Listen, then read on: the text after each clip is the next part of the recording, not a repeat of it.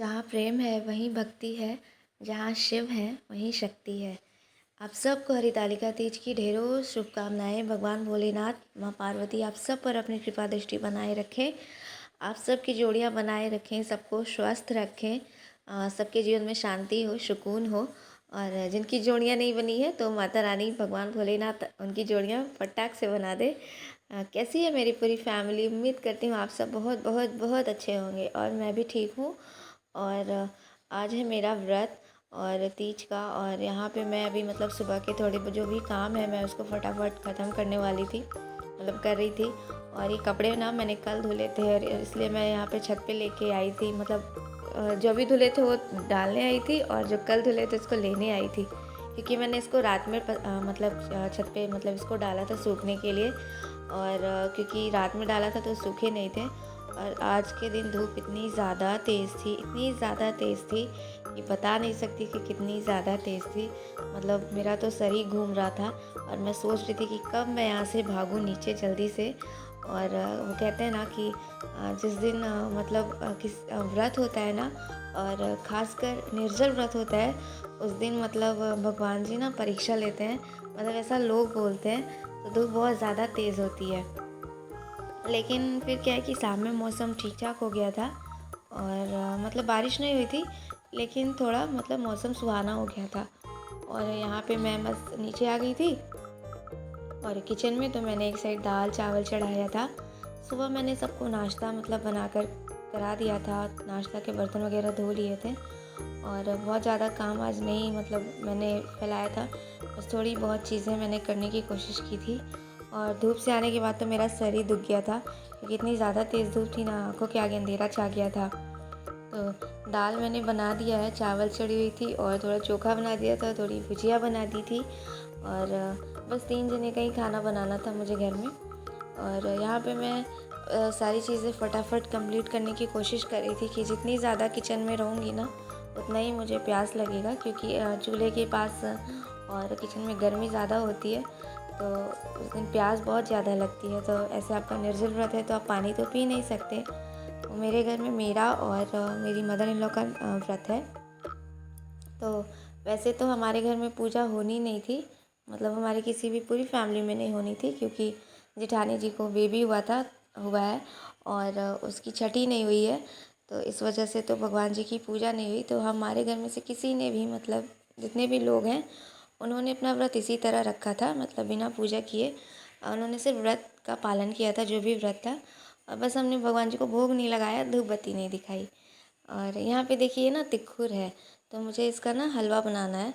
अभी नहीं बनाना, मतलब शाम को बनाना है इसका ना। सुबह ये पारण करने के लिए हो जाएगा, तो मैं वही इसे पानी में भिगो के रख दे रही थी। और अभी शाम के 3-4 बज गए थे, तो मैंने सबको खाना खिला दिया था। जो भी बर्तन थे उसको मैंने फटाफट से धुलने थे, ताकि जल्दी जल्दी काम हो जाए, तो फिर मैं नहा भी लूँगी। और अगर मैं पहले नहा लेती तो फिर मैं नहीं कर पाती ये सारे बर्तन वगैरह, क्योंकि फिर मेरे से हो नहीं पाता, थोड़ा थकान सा लगने लगता है। ऐसे माइंड में रहता है कि चलो फटाफट काम कर लेंगे तो फिर आराम से नहा धोकर बैठेंगे। तो वही बस चीज़ थी। तो यहाँ पे सारा किचन वगैरह मैंने क्लीन कर दिया था।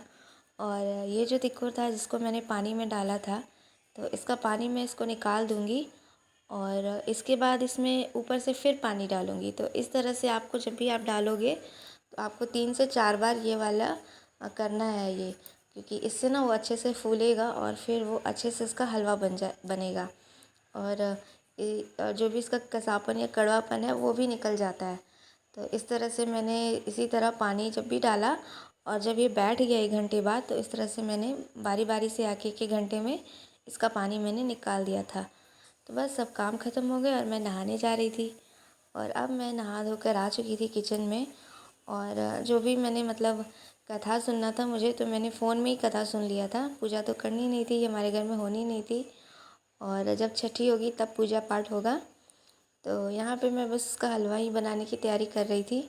और इसको मैंने छान लिया था पानी में अच्छे से घोल के, और इसको बस थोड़े आधे घंटे और एक बार छोड़ दूँगी ताकि वो बैठ जाए नीचे। और इसका अगेन मैं इसका पानी निकाल दूँ, क्योंकि इसको ना दूध में इसको गाढ़ा जाता है, इसको मतलब इसको घाटा जाता है। तो यहाँ पे देखिए मैंने इसको पानी निकाल दिया था और आधे घंटे बाद, और ये एक डोसे की बैटर की तरह इसकी कंसिस्टेंसी हो जाती है, एकदम थिक सी हो जाती है पूरी। और मैंने इसमें 1/2 लीटर दूध यूज़ किया है, बिल्कुल ठंडा दूध। और आप रूम टेम्परेचर पे भी रखा हुआ दूध ले सकते हैं। और जितनी चीनी आप डालना चाहते हैं, मतलब जितना मीठा आप पसंद करते हैं, आप उतने ही मीठा डाल सकते हैं, कम या ज़्यादा जो भी आपको पसंद है। और इस तरह से इसको बस चढ़ा देना है गैस पे, और धीरे धीरे इसको मतलब पकाना है। वो अपने आप एक गाढ़ी होने लगेगी बिल्कुल, और लगातार चलाते रहिएगा, वरना नहीं तो ये जमने लगेगी। और जो मैंने तिक्खुल लिया था वो एक छोटी कटोरी से 1 कटोरी लिया था और 1/2 लीटर दूध यूज़ किया था। और जब तक वो हो रहा था, मैंने यहाँ पे थाली में ना घी को लगा दिया था ताकि वो चिपके नहीं। तो ये देखिए एकदम बिल्कुल डोसे की बैटर की तरह हो गया है। और बस अब हम इसको इस थाली में, या जो भी ट्रे आप लेते स्टील की, उसमें आप इसको ट्रांसफ़र कर दीजिएगा। और इसके बाद जब ये ठंडा हो जाएगा तो फिर हम इसको फ्रिज में रख देंगे। ये बिना फ्रिज में रखे भी सेट हो जाती है, लेकिन मैंने अभी बनाया था तो फिर इसलिए मैंने इसको फ्रिज में रख दिया था ठंडे होने के बाद। और ये कुछ इस तरह से दिखती है। तो यहाँ पे मैंने इसको बना दिया था, और अब बस मुझे थोड़ी रोटियाँ बनानी थी, ज़्यादा नहीं, 8-10 रोटियाँ ही बनानी थी सबके खाने के लिए। और सब्ज़ी मैंने बोल दिया था बाहर से कुछ ले आने के लिए, क्योंकि मतलब मेरी हिम्मत नहीं हो रही थी कुछ करने की। मैं भूखी रह लेती हूँ, लेकिन मैं पानी के बिना नहीं रह पाती, मतलब मुझे प्यास बहुत ज़्यादा लगती है।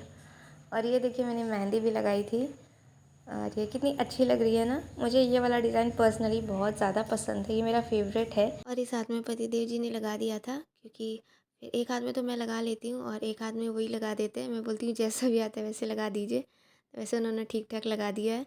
और अब ना मॉर्निंग का टाइम हो चला था, और मैं मॉर्निंग में कोई भी क्लिप ज़्यादा शूट नहीं कर पाई। मैंने बस इसी को शूट करके आप लोगों के साथ शेयर किया था। ये पारण का समय था, हम सब नहा धो के रेडी हो चुके थे, और ये जो मैंने हलवा बनाया था ये भी सेट हो गया था। और आप देख सकते हैं ये बिल्कुल एकदम एक जेली की फॉर्म में है, और बहुत अच्छा लगता है खाने में। ये बहुत हेल्दी भी है, और एक पूरा दिन उपवास करने के बाद कुछ हैवी नहीं खाना चाहते तो आप आराम से इसको खा सकते हैं, और पेट में भारीपन भी नहीं लगेगा, और टेस्टी भी है, और बनाने में भी इजी है, आसान है। तो ट्राई ज़रूर कीजिएगा। और मैंने ज़्यादा शूट नहीं किया क्योंकि मेरी प्यास से हालत ख़राब हो रही थी, और मेरे में हिम्मत ही नहीं हो रही थी कि मैं और भी कुछ शूट करूं। तो बस मैंने यही इस रेसिपी को शेयर किया था, इसलिए मैंने आप लोगों के साथ शेयर किया। Thank you for watching.